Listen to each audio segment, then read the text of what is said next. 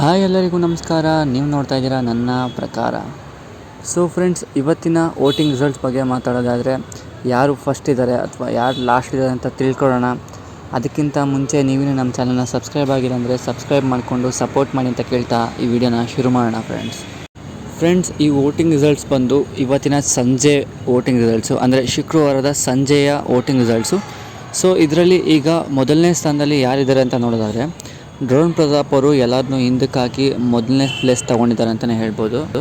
ನಂತರ ಎರಡನೇ ಸ್ಥಾನದಲ್ಲಿ ಕಾರ್ತಿಕ್ ಮಹೇಶ್ ಅವರು ಇದ್ದಾರೆ ಅಂತಲೇ ಹೇಳ್ಬೋದು. ನಂತರ ಮೂರನೇ ಸ್ಥಾನವನ್ನು ಸಂಗೀತ ಶೃಂಗೇರಿ ಅವರು ಪಡ್ಕೊಂಡಿದ್ದಾರೆ ಅಂತಲೇ ಹೇಳ್ಬೋದು. ನಂತರ ನಾಲ್ಕನೇ ಸ್ಥಾನವನ್ನು ವಿನಯ್ ಗೌಡ ಅವರು ಪಡ್ಕೊಂಡಿದ್ದಾರೆ ಅಂತ ಹೇಳ್ಬೋದು. ಇನ್ನು ಬಾಟಮ್ 2ನಲ್ಲಿ ಯಾರಿದ್ದಾರೆ ಅಂತ ನೋಡೋದಾದರೆ, ಅಂದರೆ ಡೇಂಜರ್ ಝೋನಲ್ಲಿ ಯಾರಿದ್ದಾರೆ ಅಂತ ನೋಡೋದಾದರೆ ಐದನೇ ಸ್ಥಾನ ಬಂದು ವರ್ತೂರ್ ಸಂತೋಷ್ ಅವರು ತೊಗೊಂಡಿದ್ದಾರೆ.